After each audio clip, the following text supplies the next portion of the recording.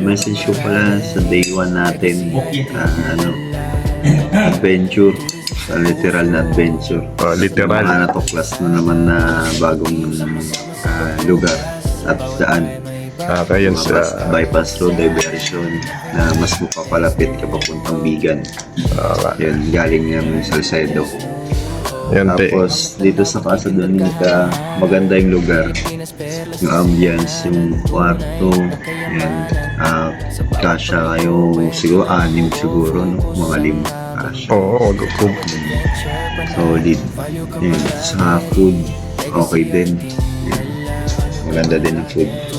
May mga pagpipilian. Pwede ka magpaluto, may mga silog.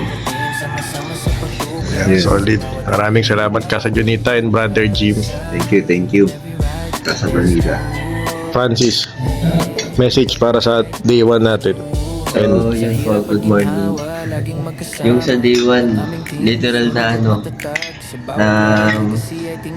yun nga, sabi ni Kuya Kirby, maraming natuklasan na mga bagong daan na mas mapapabilis yung papunta sa mga pupuntahan natin. And ngayon nga, first time nagkaroon ng agad na off-road.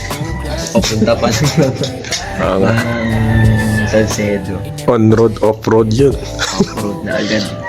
Yun, solid po. Tapos dito sa Casa Bonita, maganda din yung place.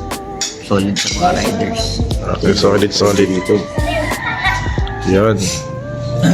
Sakaling magagawi kayo dito, search lang Casa Donita.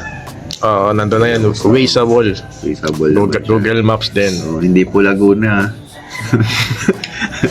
Yan. Ilocos Sur. Okay, ciao.